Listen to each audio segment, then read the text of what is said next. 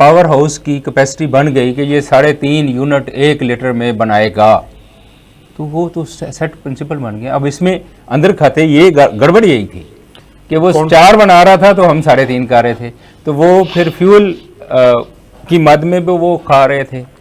बिजली चोरी को सबसे पहले उस चोरी को क्यों ना रोकें जो हमें बिजली वैसे ही ख़त्म हो जाती है, हमें मिल नहीं पाती।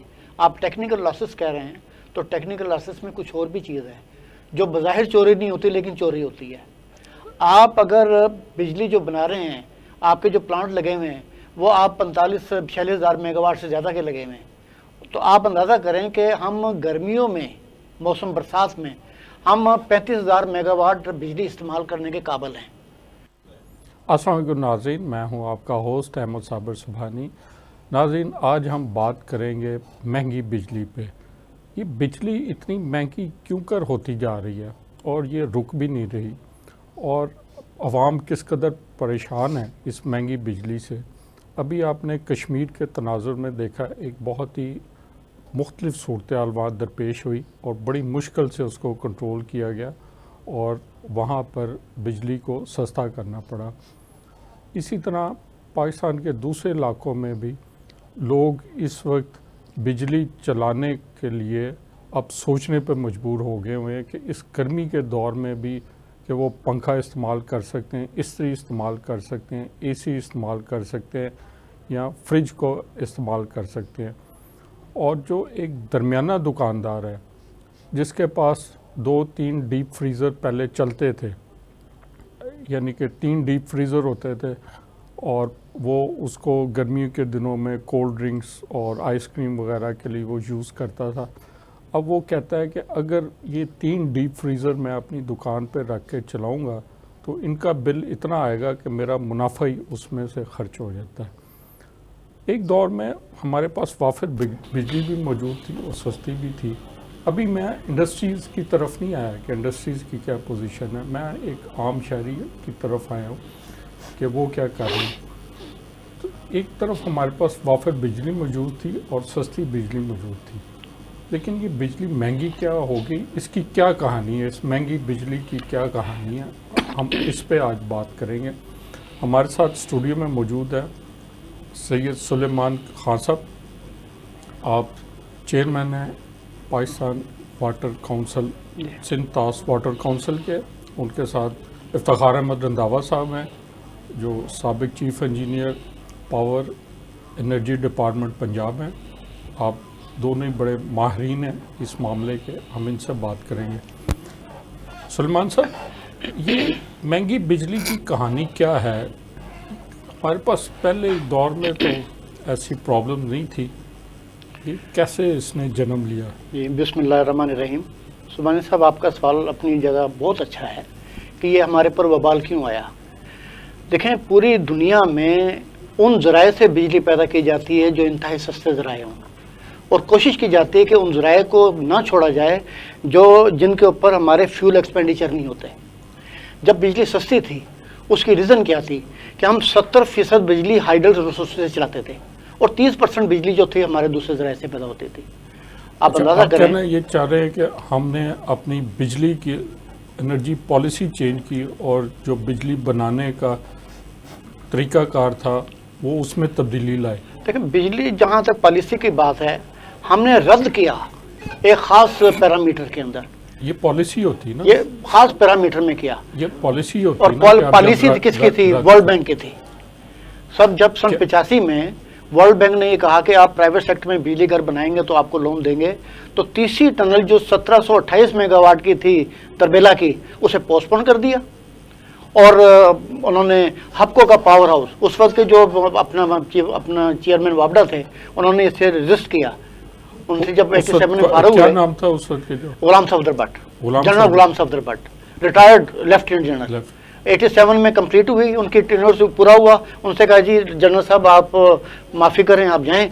और उसके बाद फिर IPPS के तहत ये पहला प्रोजेक्ट हपको थर्मल था, हपको जी, फ्यूल वाला, तेल वाला, फर्नेस ऑयल का। लेकिन वो था तो वाबडा का ही था ना? नहीं, वाबडा का नहीं, प्राइवेट सेक्टर में। प्राइवेट सेक्टर में। अच्छा। उस वक्त वाबडा का इस तरीके से है कि तमाम कंट्रोल क्योंकि वाबडा के पास था, इसलिए वाबडा की अम्ब्रेला के नीचे था। लेकिन उससे प्राइवेट तौर पर मंजूर किया गया और फिर 91 के अंदर वो कंप्लीट हुआ। उसके बाद फिर पॉलिसी 94 के अंदर जब थोक के हिसाब से आए तो उसका रिजल्ट ये निकला कि जो हमारी हाइडल की बिजली की अपना रेशो थी वो कम होती चली गई और प्राइवेट सेक्टर की चली गई, बढ़ती चली थोक गई। के हिसाब से आने से क्या मुराद है?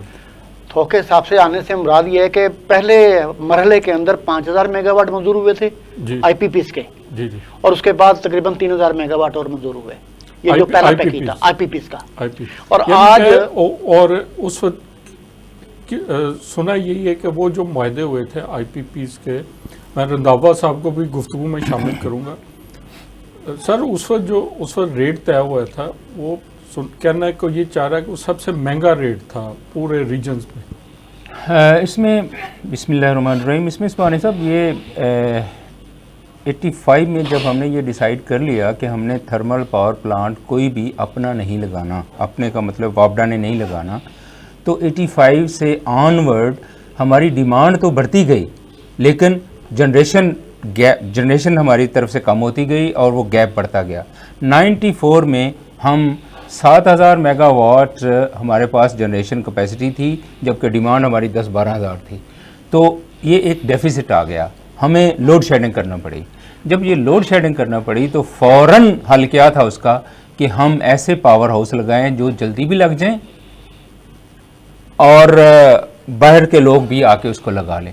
तो उस वक्त थर्मल पावर प्लांट पे ही लोगों ने जो फर्नेस ऑयल पे चलते थे, फर्नेस ऑयल उस वक्त बहुत सस्ता था, वो 2800 रुपये टन मिलता था उस वक्त, जबकि आजकल फर्नेस ऑयल बहुत ज़्यादा महंगा है तो वो बिजली उसी हिसाब से महंगी होती जा रही है। तो फर्नेस ऑयल पे इन्होंने लगाए, उस वक्त बहुत सस्ते थे, लग रहे थे कि ये सस्ते हैं, लेकिन वो 25 ईयर्स के जो मुआहदे हुए, एक वो जो इन्वेस्टर ने आके अपनी इक्विटी में या ओवर इन्वेस्टिंग करके, मैं बात कर रहा था उस वक्त भी जो पर यूनिट बिजली की जो कास्ट डिसाइड हुई थी उस वक्त के फ्यूल चार्जेस के हिसाब से वो भी काफ़ी महंगी डिसाइड हुई। उसमें सर सबसे बड़ी ये बांग्लादेश वगैरह में वो काफ़ी सस्ते लगे। उन मुआहदों में 2-3 बातें हुई जो कातल बनी हमारी कौम के लिए।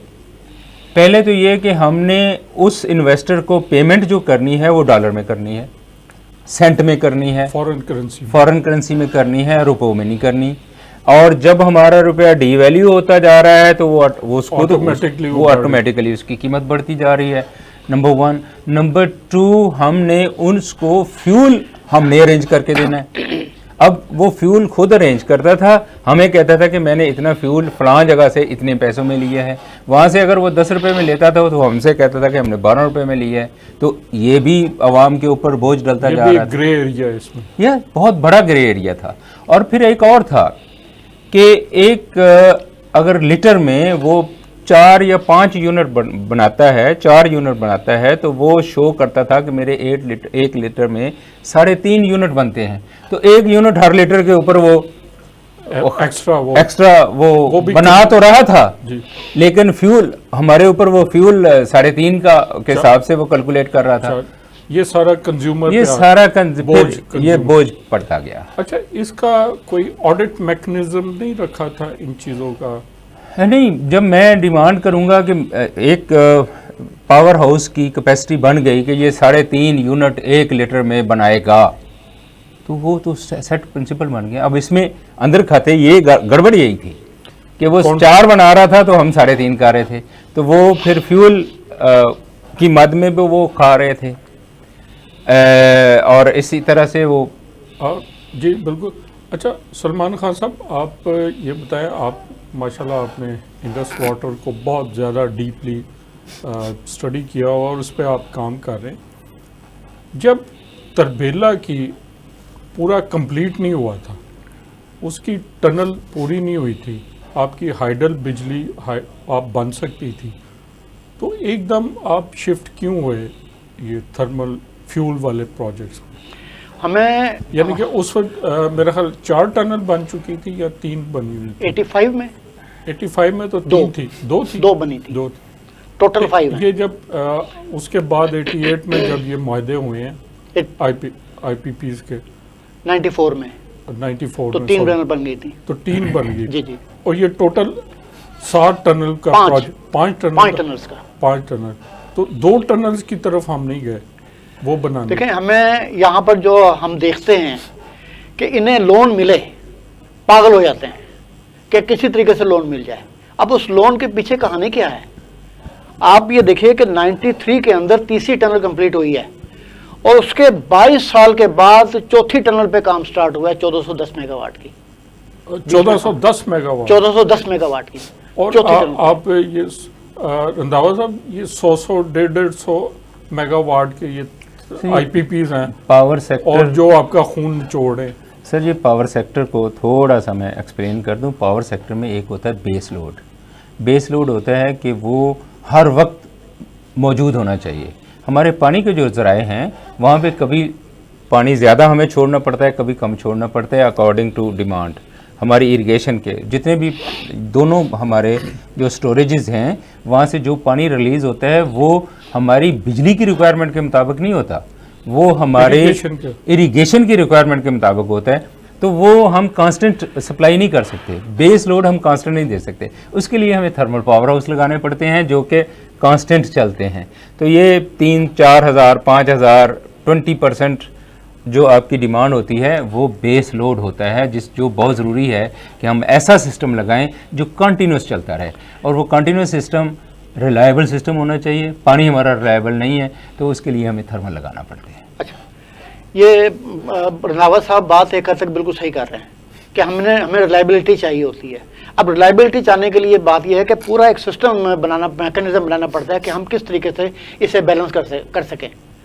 इसके जब तक बैलेंस नहीं करेंगे, हमारे पास और दूसरे ज़राए भी मौजूद हैं। फॉर एग्जांपल हमारे पास सोलर का ज़राया मौजूद है, हमारे पास विंड मिल का ज़राया मौजूद है। सोलर दिन में बिजली देता है, हमारी दूसरी लाइट। यानी कि आपने एक एनर्जी मिक्स बनाना होता है। एनर्जी मिक्स बनाना है एनर्जी और हम मिक्स एनर्जी मिक्स उन ज़राए से बनाएं जिसमें हमारी फ्यूल कास्ट मिनिमम हो। अब ये जो 2 कास्टें हैं जो कि हमारी सोलर की है या विंड मिल की, अगर ये भी प्राइवेट सेक्टर में मिलेगी, मसलन जो विंड मिल हमारे हैं आज उनका टैरिफ 33 रुपये रखा गया है, 33 रुपीज़ पर यूनिट। हालांकि उसमें तो कोई फ्यूल इस्तेमाल नहीं होता, प्राइवेट सेक्टर है। सुभान सर, मैं यहाँ पे थोड़ा सा इनकी बात को आगे बढ़ाऊंगा। ये कहाँ का असूल है कि मैं आपके पास आके एक कारखाना लगाऊं सुई बनाने का और कहूँ कि मुझे कारखाने की कीमत आप दें, मैं आपको सुई बना के दूंगा। मुझे कारखाना खुद बनाना है, सुई आपको जो भी बनती है वो मैं उसकी कास्ट आपसे लेता रहूँ, यही होता है ना। लेकिन इन मुआहदों में इंटरेस्टिंग फैक्ट, इन मुआहदों उसकी कैपिटल कॉस्ट भी हम दे रहे हैं। पे की 10 सालों में हमने उसका सारा लोन जो उसने लेके आया था बल्कि उससे वो पहले पे किया। यानी कि उसने लोन जनरेट किया और लोन जनरेट किया, उससे उसने कारखाना लगाया और उसका लोन हमने पे, कैपिटल कॉस्ट हमने पे की। एक और चीज़ आई जो मैं यहाँ पे कहता हूँ कि जब 785 में और इससे पहले जब वापडा लगा रहा था थर्मल पावर प्लांट, तो एक थर्मल पावर प्लांट की कीमत $0.7 मिलियन पर मेगावाट थी। जितने भी IPP आए हैं इन्होंने जो कास्ट बुक की हुई है वो $1.1 मिलियन पर मेगावाट। ये 30% एनहांस है कैपेसिटी। अच्छा, मैं और वो सारी किकबैक्स। अच्छा नहीं, किकबैक के अलावा मैं यहाँ थोड़ा सा और ऐड करना चाहूँगा कि ये हुआ ये है कि जब इक्विटी होती है, एक मसलन फॉर एग्जांपल कोई बंदा जो है कारखाना लगाना चाहता है तो वो अपनी जेब से सादा नहीं लगाता, वो लोन लेता है। अब उन्होंने जाहिर किया कि मेरे भी किसी बेस पे लेता है। हाँ, 20% मैंने डालना था, जी जी, 80% मैंने लोन लेना था। 80% लोन लेना था। अब मैंने उसकी कीमत 0.7 के बजाय मैंने जब 1.1 या 1.2 रख दी तो उसका 80% तो इतना बना कि मैंने कारखाना भी बना लिया और मेरे पैसे भी बच गए। किकबैक्स कहते हैं ना, जो भी कहें इसको वो कहते हैं किकबैक। अच्छा, ये बड़े ही दिलचस्प मुआहदे हुए हैं। ये ऐसे मुआहदे अगर करने थे तो वापडा खुद भी तो ये लगा सकता था, अगर उसने कैपिटल कॉस्ट देनी है और रनिंग कॉस्ट कंज्यूमर ने देनी है। यानी कि कैपिटल कॉस्ट वापडा, कैपिटल कॉस्ट भी कंज्यूमर ने देनी है और रनिंग कॉस्ट भी कंज्यूमर ने देनी है। इस तरह से टैरिफ बनाया और कैपिटल कॉस्ट के अलावा कैपेसिटी चार्जेस भी देने कंज्यूमर ने जब कैपिटल कॉस्ट पूरी हो जाएगी। अगर वो नहीं बना रहा कैपेसिटी, जब कैपिटल जो है पूरा हो जाएगा। अब ये पब्लिक सेक्टर में और प्राइवेट सेक्टर में क्या फर्क है? पब्लिक सेक्टर के अंदर ये चीज होती है। मैं इस पॉइंट को जरा आप क्लियर करने दें। मैं नाजरीन को बता दूं, नाजरीन ये जो मुआहदे हुए हैं इस पर बहुत ही दिलचस्पी का आंसर ये मौजूद है कि इसकी जो कैपिटल कॉस्ट है, यानी कि इस कारखाने को लगाने की, इसकी मशीनरी को, इसकी जो भी इसका इंस्टॉल करके इसको चलाने तक की कॉस्ट, वो भी हम कंज्यूमर दे रहे हैं। फिर इसकी रनिंग कॉस्ट भी दे रहे हैं। फिर इसके रॉ मटेरियल जो कंज्यूमर है, तो जो इसका रॉ मटेरियल है उसकी कॉस्ट भी हम दे रहे हैं। और कैपेसिटी पेमेंट, यानी कि अगर ये बिजली नहीं बना रहा तो उसकी कॉस्ट भी हम दे रहे हैं। ये देखें कैसी दिलचस्प कहानी है, आपको ऐसी कहानियाँ सुनने को नहीं मिलेगी। अच्छा, देखें जो होता है ना पब्लिक सेक्टर, उसमें कैपिटल हमने चार्जेस निकालने होते हैं, या कोई भी हम प्रोजेक्ट लगाते हैं उसकी हमने कैपिटल अपनी जो एक्सपेंडिचर है वो निकालने होते हैं। वो हमारे जो है हमारे 5 साल में, 7 साल में, मैक्सिमम 10 साल में पूरे हो जाते हैं। उसके बाद हमारा जो कैपिटल, हमारे जो पब्लिक सेक्टर के प्रोजेक्ट हैं वो सिर्फ रनिंग कास्ट पे डिपेंड करते हैं। जी जी, ठीक है। लेकिन ये जो प्राइवेट सेक्टर में लगे हैं ये तो फॉर एवर वो लेते रहते हैं। वो तो कैपिटल कास्ट जो है वो तो 7-8 साल में निकाल ली, उसके बाद वो एंजॉय करते हैं पूरी उम्र, वो सारा वो उस प्राइस पे जिसके ऊपर। तो ये एक बहुत बड़ा फैक्टर है जिसने हमारी मीशत का बेड़ा गर्क करके रख दिया है। जी हाँ, ये देखें मीशत का जो इंजन जो होता है, हमारी इकोनॉमी का इंजन जो होता है वो इंडस्ट्री होती है, और इंडस्ट्री को चलाती है पावर। ठीक, अगर आपकी पावर ही इतनी महंगी होगी कि आपकी इंडस्ट्री मुकाबला नहीं कर सकेगी बाकी आपकी बैनुल-अक़वामी दुनिया से, वो इतनी महंगी कीमत से वो ख़रीदेगी कि उसकी लागत इतनी बढ़ जाएगी कि वो अपनी मसनूआत को बैनुल-अक़वामी मार्केट में बेच नहीं सकेगी। तो वो कैसे चलेगी? अच्छा रंधावा साहब, दुनिया भर में कैपेसिटी पेमेंट के मुआहदे होते हैं। वो इसके जो ये IPPs के मैंने देखा है जो उसकी हिमायत में बोलते हैं, वो कहते हैं दुनिया भर में कैपेसिटी पेमेंट्स के मुआहदे होते हैं, लेकिन वो करते क्या हैं? एक तो उन्होंने ये जो कॉन्ट्रैक्ट्स पे जो इसकी प्राइस बड़ी निगोशिएट करते हैं, बड़ी हार्ड निगोशिएट करते हैं। दूसरी, अगर कैपेसिटी पेमेंट के मुआहदे हो जाते हैं तो वो उनसे बिजली बनवाते हैं, और बनवा के अपनी इंडस्ट्री को निस्फ कीमत पे या 1/4 कीमत पे वो इंडस्ट्री को देते हैं, ताकि इंडस्ट्री उससे अपनी मसनूआत बनाए, एक्सपोर्ट करे और आम आदमी की पहुंच तक उनकी कीमत रखे। हमारे यहाँ ऐसा क्यों नहीं किया जाता? जब हम कैपेसिटी कीमत करते हैं तो उनसे बिजली बनवा के हम अपनी इंडस्ट्री को क्यों नहीं देते? आपकी फर्टिलाइज़र वो गैस पे चल रही हैं, और आपको पता है गैस अब हमने इंपोर्ट करनी शुरू कर दी, शॉर्टेज क्रिएट हो गई है। इधर हम इनको कैपेसिटी पेमेंट दे रहे हैं, तो आप उनको कैपेसिटी पेमेंट की बजाय उनसे बिजली बनवा कर आप फर्टिलाइज़र को दें, ताकि वो कम कीमत फर्टिलाइज़र बना के दें, आपकी गैस बचे। ओके, इसमें वो भी महंगी होगी कैपेसिटी पेमेंट। पहले मैं यहाँ पे अर्ज़ करता चलूँ कि कैपेसिटी पेमेंट है क्या। मैं आता हूँ आपके पास, एक लगाता हूँ कोई प्लांट कि आप मुझसे चीज़ ख़रीदेंगे। अगर आप मुझसे चीज़ नहीं ख़रीदेंगे तो मैं तो गया ना। तो उसका हल ये किया था कि हम आपको जो आपका स्टाफ होगा उसकी तनख्वाह देंगे। अब वो तनख्वाहें बहुत इन्होंने लेविश रखी हुई हैं। जो आपने इंश्योरेंस कॉस्ट देनी है वो हम आपको पे करेंगे, जो आपने लोन की किस्त देनी है वो हम आपको देंगे, क्योंकि पैसे आखिर पे कास्ट पूरे प्लांट की हमने देनी है। तो ये चीज़ें थी। अब मुझे नहीं समझ आ रही, आजकल ये चल रहा है कि पावर हाउस चला नहीं है और उनको 13 अरब रुपए का या 38 अरब रुपए का प्रॉफिट हो गया। How it is possible? ये इसका मतलब ये है कि वो कह रहे हैं, उन्होंने खुद बैलेंस शीट में शो किया। यस, अगर ये है तो ये हमारे मुआहदों में फिर कहीं सुकम है कि हम उनको जो तनख्वाहें जो दे रहे हैं कैपेसिटी पेमेंट, वो बहुत ज़्यादा दे रहे हैं और उनका एक्चुअल खर्चा बहुत कम है। जी, ये आजकल एक वीडियो बहुत वायरल हुई है और हाफिज नईमुर रहमान साहब की ने कहा है कि एक पावर हाउस ने अपना शो किया, प्रॉफिट शो किया 28 अरब, और उसके इवज 1 यूनिट जो है उन्होंने बना के नहीं दिया। ठीक, प्रॉफिट है ये। अब समझ हमें ये इस पे कैलकुलेट करना पड़ेगा कि वो प्रॉफिट है या उसकी कॉस्ट थी। अगर कॉस्ट थी तो गुड, अगर वो प्रॉफिट है तो ये हमारे लिए नहीं, कॉस्ट नहीं है। उसने अपने डॉक्यूमेंट्स में उसको प्रॉफिट शो हाफिज साहब को नहीं इसको यार, clarify नहीं, लेकिन करना बात पड़ेगा। है कि देखिए, ये मैंने जो क्लैरिफाई जो करने वाली बात है सलमान साहब, मैं सुलेमान साहब आपसे पूछूंगा, ये जो IPPs मुआहदे हुए हैं ये मंजरे आम पे नहीं आ सकते? आजकल राइट टू इंफॉर्मेशन एक्ट है, आप इतना काम करते हैं तो इसके ज़रिए इन मुआहदों को आप देखें, उसकी डिमांड बात यह कर- है कि हाफिज नईमुर साहब ने जिस तरह कहा ना कि 28 अरब का फायदा हो गया, उनका ये भी फर्ज बनता था कि वो बताते कि प्रोजेक्ट कौन सा है। नहीं, ये ज़रूरी नहीं नहीं, मैं नहीं, इस ये- पे इसको- ये ज़रूरी नहीं। उस्मान साहब मैं आपको इंटरप्ट कर रहा हूँ। साहिवाल वाला जो कोल प्रोजेक्ट है, जी जी ये जब हमने कंसीव किया, गवर्नमेंट ऑफ पंजाब ने कंसीव किया, लगवाया, उस वक्त इसकी कॉस्ट आ रही थी 7-8 सेंट।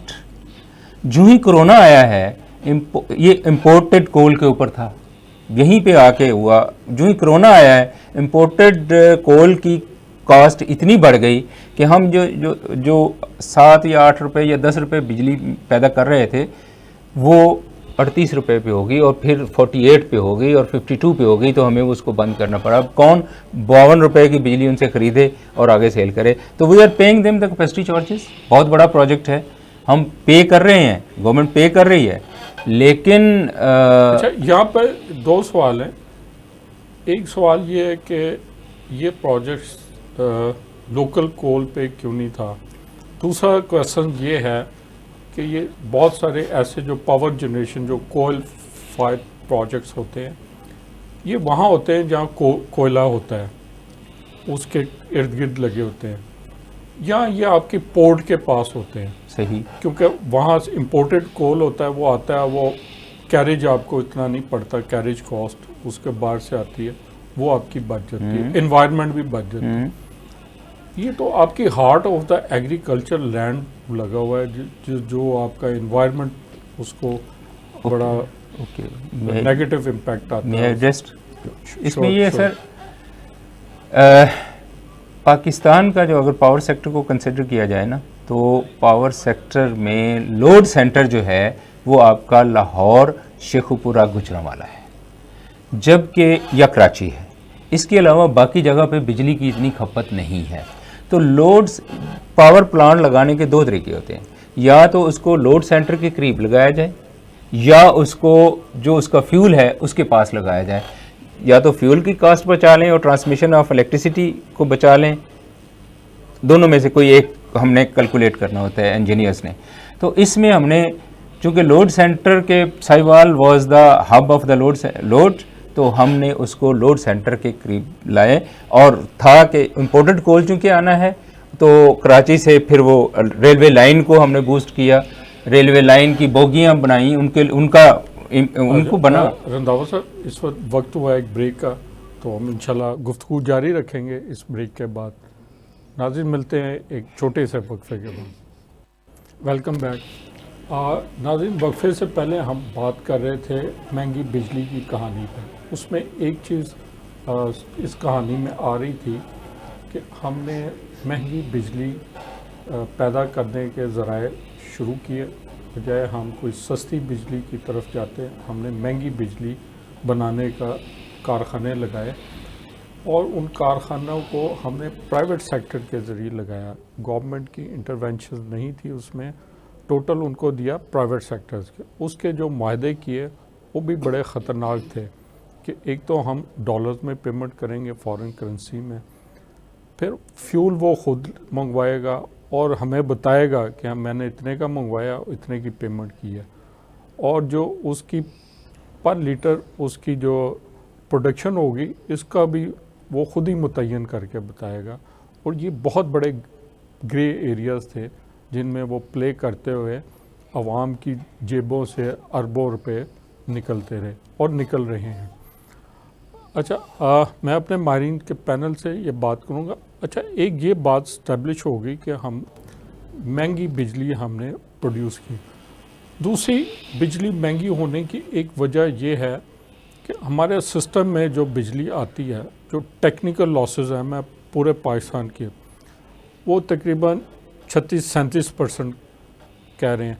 इसमें जो एक्चुअल टेक्निकल लॉसेस हैं वो हो सकता है 7-8% हो, बाकी बिजली चोरी है।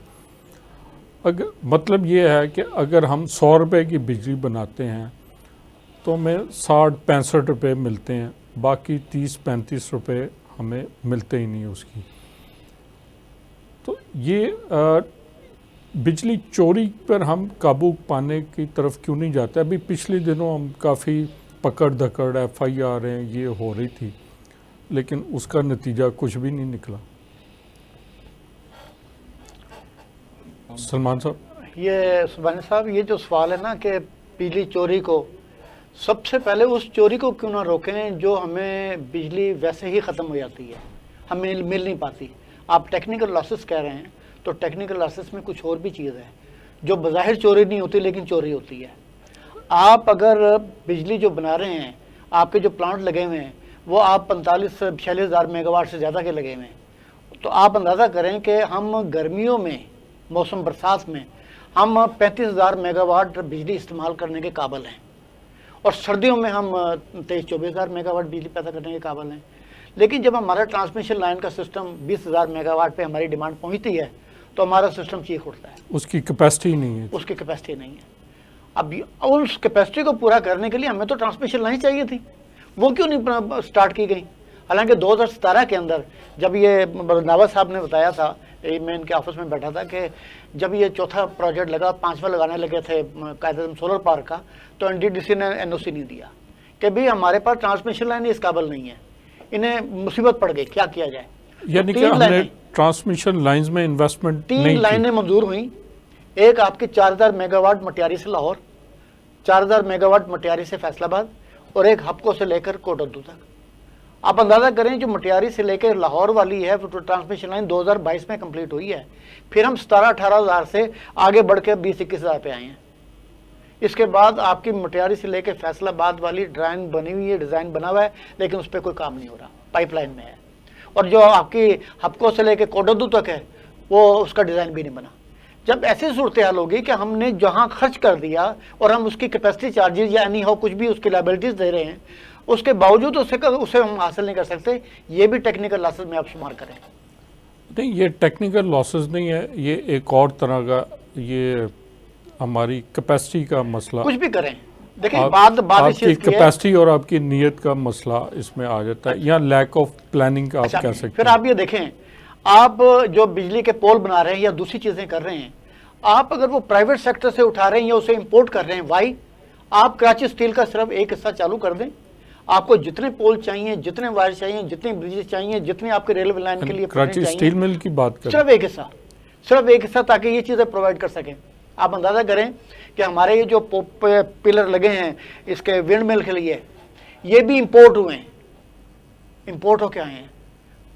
मैं तो इसे नॉनसेंस कहूँगा, नॉनसेंस नहीं बल्कि इसे हम अपने मुल्क के साथ गद्दारी कहेंगे। जिसने भी किया है वो इस बात का जिम्मेदार है कि क्या हमारे पास एक चीज़ मौजूद थी, हम उसके ज़रिए तमाम चीज़ें बना सकते थे, लेकिन हमने यानी कि स्टील मिल बंद रख के एक हिस्सा, मैं एक हिस्से की बात कर रहा हूँ कि कराची स्टील अगर बंद की गई उसकी कुछ मजबूरी हो सकती है, लेकिन वो चीज़ें जो कि हम उसके टोटल लोन से कई गुना ज़्यादा की हम बाहर से इंपोर्ट कर रहे हैं और उस हिस्से को हमने बंद किया हुआ है, तो ये मुल्क के साथ वफादारी नहीं बल्कि साथ मुल्क के साथ गद्दारी है।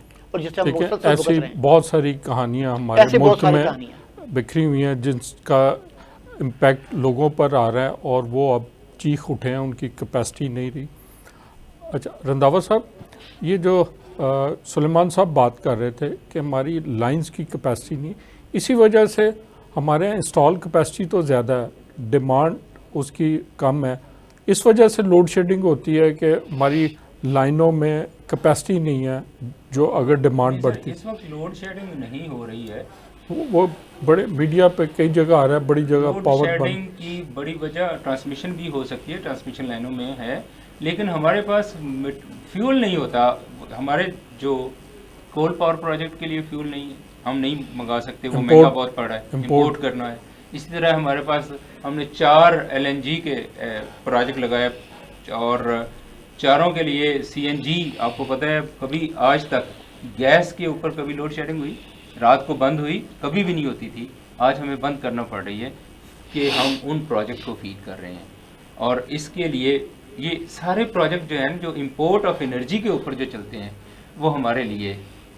लेकिन सर हमने $1 बिलियन की गंदम बाहर से इंपोर्ट कर ली और अपना किसान को रोल दिया।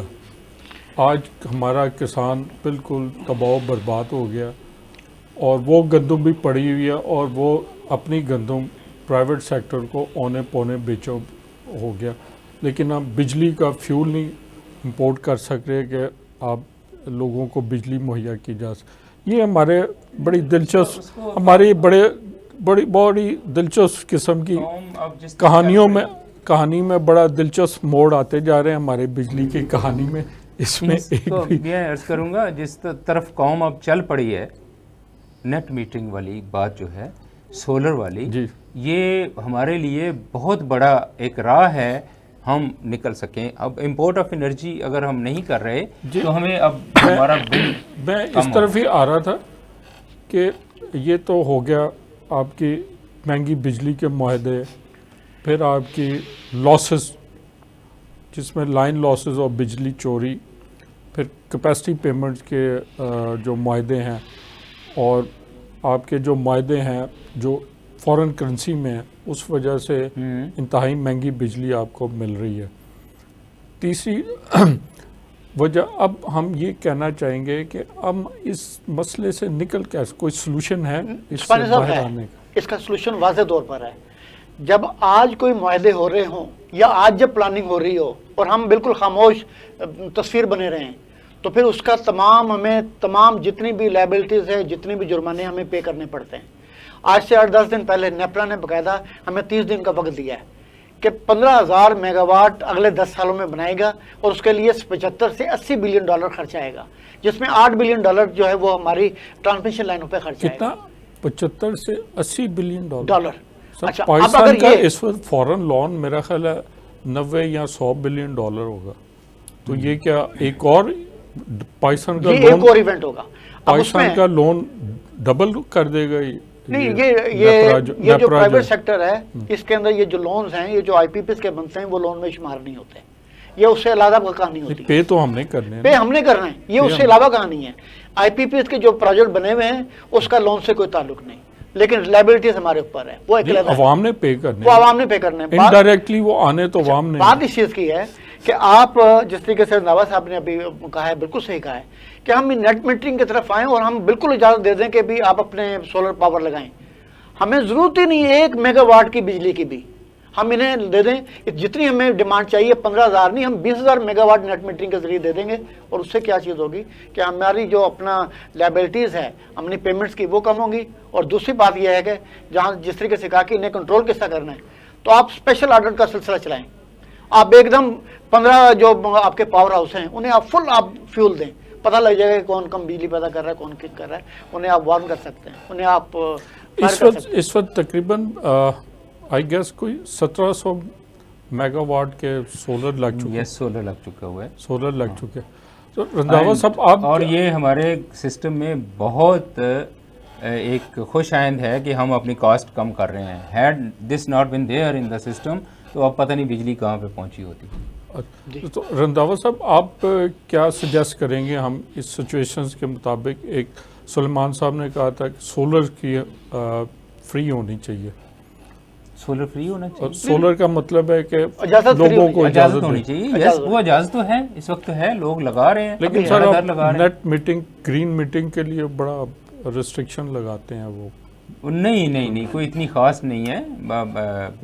कंपनियां काफ़ी काम कर रही हैं और लोगों को चाहिए कि वो सोलर के ऊपर अपना लगाएं सिस्टम। सोलर जब लगता है तो हम अपनी इंपोर्ट ऑफ एनर्जी को हम कम कर रहे होते हैं, जो अल्टीमेटली आपका पाकिस्तान उस वक्त तरक्की करेगा जब हमारा एक्सपोर्ट का बिल कम होगा, ज़्यादा होगा इंपोर्ट से।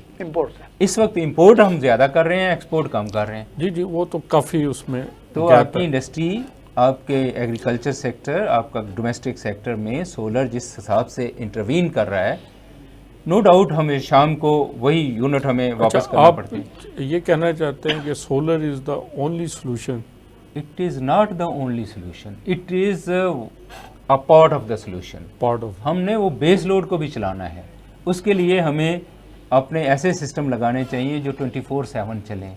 और वो या तो हमारे गैस वाले होंगे या थर्मल वाले होंगे या हाइड्रो वाले भी। नहरों के ऊपर अब सर नहरों के ऊपर सुन लें, नहरों के ऊपर हमारे पास पंजाब में 700 मेगावाट के रिसोर्सेज अवेलेबल हैं, लेकिन एक दो भी प्रोजेक्ट इस वक्त प्राइवेट जो सेक्टर में रन ऑफ द वाटर जो run of the water Run of- canal के ऊपर फॉल्स होती हैं, उसके ऊपर हम लगा सकते हैं।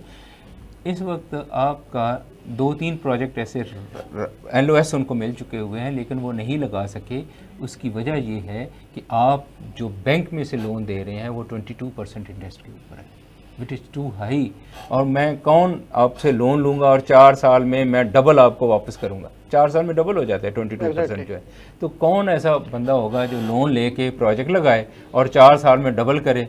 नहीं, तो हमने IPPs को तो मुआहदों में तो ये सारा कुछ दिया वो हुआ उस था। वक्त और बात थी। वो एक तो फॉरेन इन्वेस्टमेंट आ रही थी, फॉरेन डॉलर के ऊपर इतना इंटरेस्ट नहीं है जितना पाकिस्तान के रुपीस के ऊपर इंटरेस्ट है। नहीं, लेकिन रुपी डिवैल्यू होता है तो वो कहाँ से कहाँ चला जाता है।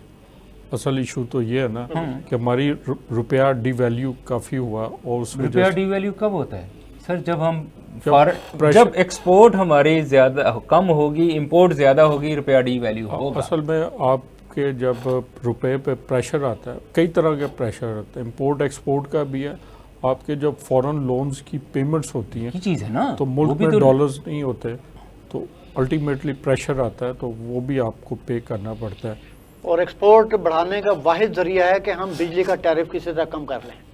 जी, आपको इंडस्ट्री, आपको जब तक इंडस्ट्रीज़ को सस्ती बिजली नहीं मिलेगी तो अपनी मसनूआत सस्ती वो तैयार नहीं कर सकती, वरना उसकी मसनूआत महंगी तैयार होंगी, उसकी प्रोडक्ट्स, और वो महंगी मिलेंगी। इंडस्ट्री सोलर पे क्यों जा रही है? इसीलिए तो जा रही है कि वो देखें, इंडस्ट्री के अगर इस तरफ आए ना तो हमारी गवर्नमेंट की भी जो पॉलिसीज़ है ना वो बदलती रहे। एक दौर आया, आपने गाड़ियों को कर दिया CNG पे, हर गाड़ी CNG पे, तो हाँ, पेट्रोल महंगा था, CNG सस्ती थी, पीपल वर अच्छा। Working on that. आप ये नहीं देख रहे कि CNG आप इंडस्ट्री को देते, आप गाड़ियों को इतना महंगा नहीं था जितना आज है। आज तो फिर उसका महंगा, लेकिन आपने CNG बंद कर दिए और वो आप इंडस्ट्रीज़ को दे देते, आप पेट्रोल पे आप लाते। आप को 10 साल रास्ता बूम रहा, CNG हो गई, जहाँ देखे CNG लग रहे हैं। इंडस्ट्रीज़ को कह दिया कि जी हम आपको बिजली आप जनरेटर लगाए। इंडस्ट्री ने खुद लगा बड़े बड़े जनरेटर लगा लिए और उन्होंने लगा दिया। अब वो जब उन्होंने जनरेटर लगा दिए तो डीजल महंगा कर दिया। पहले उन्हें खुद कहा कि आप जनरेटर पे अपनी पावर खुद जनरेट करें। जब उन्होंने एक ऑल्टरनेट एनर्जीज डेवलपमेंट कर ली तो उसका रॉ मटेरियल महंगा किया, करते जा रहे थे। अच्छा, अब वो उसकी कॉस्ट फिर कहाँ से कहाँ निकल गई, वो फिजिबल नहीं रहा। फिर उन्होंने कहा जी कि अच्छा इसको आप गैस पे कन्वर्ट कर लें, हम आपको गैस पे देते हैं। फिर उस इंडस्ट्री ने गैस पे उसको कन्वर्ट किया अपने जनरेटर्स को। कुछ साल बाद वो गैस भी ख़त्म हो गई। अब वो जाएं तो किधर जाएं? कोई एक जगह पे वो स्टैंड भी तो करे ना हमारी गवर्नमेंट इंडस्ट्रीज़ के साथ। तो लिहाजा इंडस्ट्रीज़ इसमें सबसे ज़्यादा जो मेरे हिसाब से जो आ रहा है कि जो डिसीजन मेकिंग है वो it is not being done by the engineers. Decision making वो कर रहा है बंदा जिसको सेक्टर का पता ही नहीं होता। ये आपकी इशारा पॉलिटिशियन है, ब्यूरोक्रेसी है, ब्यूरोक्रेसी या कोई टॉप या नॉच IMF जितनी की भी तरफ सीटें हैं एनर्जी सेक्टर की, चेयरमैन वापडा से लेके सारी नॉन इंजीनियर्स बैठे हुए हैं। तो जो इंजीनियर का काम है उसको करने दें, जो ब्यूरोक्रेट का काम है वो अपना काम करे, वो एडमिनिस्ट्रेशन करे। जो इंजीनियर का काम है इस तरह की पॉलिसीज़ बनाना टेक्निकली, वो इंजीनियर्स को करने दें।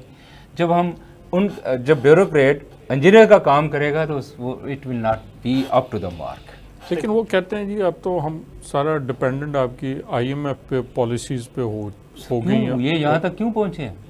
इस पे कौम को सोचना चाहिए कि IMF के चुंगल में हम इस वजह से पहुँचे हैं कि जिनका काम था उनको करने नहीं दिया गया और पॉलिसीज़ कहीं और बनती रही। यस, और जो एक्सपर्ट लोग थे उनसे उनको ऑन बोर्ड नहीं लिया ये गया। IPP के मुआहदे जो पहले वाले साइन हुए हैं, ये पूछे ज़रा वापडा से कि वो किस तरह से अंगूठा रख के उनसे साइन करवाए गए, उनको पढ़ने भी नहीं दिया गया। यानी कि वापडा के जो टेक्निकल एक्सपर्ट्स लोग थे दे उन कुड तक नहीं नॉट आए। इंटरवीन इट, और अब भी छुपे हुए हैं। और उनको डायरेक्शन थी कि अभी आज ही साइन करेंगे। एक बंदा बीमार था, उसके बेड पे जाके उससे साइन करवाए गए। ये सूरत हाल जब होगी तो हम तो फिर तरक्की फिर कर लोगों का यही हाल होगा। ये ऐसे ही होगा। कौम का ये जो हाल है ये इस वजह से हुआ है कि ये जो पॉलिसीज़ बनी हैं कहीं और बनी हैं, हमारे जो अपने लोग थे, एक्सपर्ट लोग थे, उनको इसका पता भी नहीं लगने दिया गया और उनसे ज़बरदस्ती इन चीज़ों पे साइन करवाए गए। एग्रीड, यस, ऐसे ही होगा।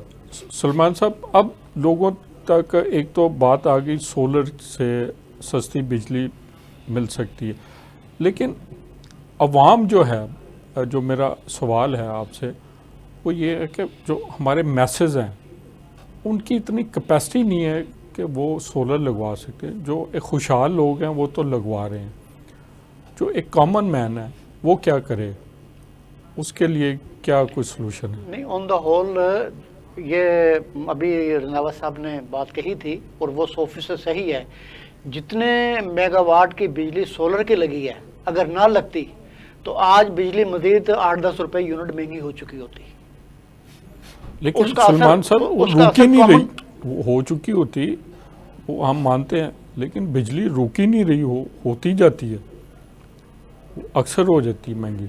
नहीं, वो अक्सर महंगी इसलिए हो जाती है कि हमने जो उसकी लाइबिलिटीज पे करनी है वो तो पे करनी है, वो हम पे करें, करनी पड़ेंगी हमें, चाहे जो मर्जी करें, जिस तरह भी करें। अच्छा रंधावा साहब, आम जो कॉमन मैन है जिसके पास सोलर के पैसे नहीं है वो क्या करे? सर अब इट्स नॉट, अब ये कोई मुश्किल नहीं हो गया। अब कॉमन मैन भी, गवर्नमेंट की पॉलिसी नहीं है, वरना सिंगल फेज वाले लोग भी नेट मीटरिंग पे आना चाह रहे हैं। सिंगल अब फेस सिंगल फेज को दे आर नॉट अलाउइंग, अभी उन्होंने अलाउ नहीं किया। 3 फेज मीटर को अलाउ करते हैं। If I am a single phase consumer तो मुझे पहले अपने आप को 3 फेज बनाना पड़ेगा और फिर जाके मुझे कहीं वो नेट मीटिंग के ऊपर लेस्को या डिस्को या जो भी होगी वो इजाज़त देगी।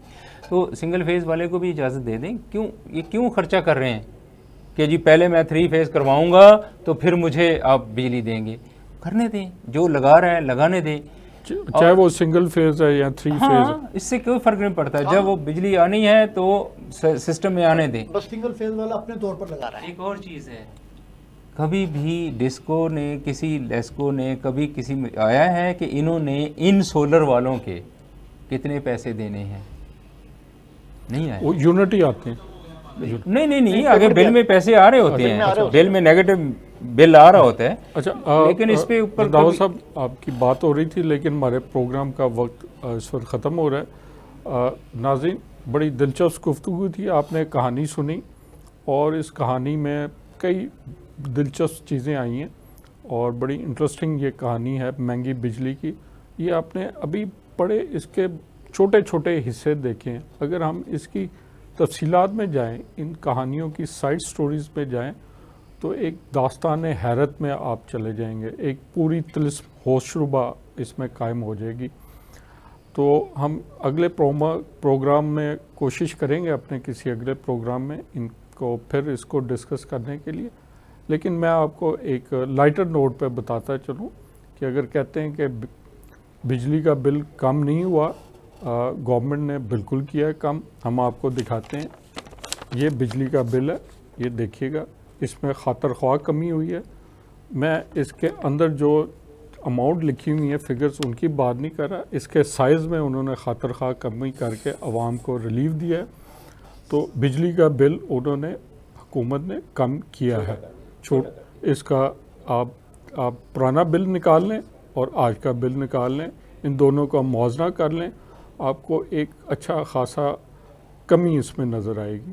तो हौसला रखिए, गवर्नमेंट हमारे लिए फ़िक्रमंद है और वो चीज़ों को अवाम की नुक्ता नज़र से उनकी दिलजोई के लिए इसमें कमी बेशी करती रहती है। मिलते हैं अगले प्रोग्राम में। खुदा हाफ़िज़।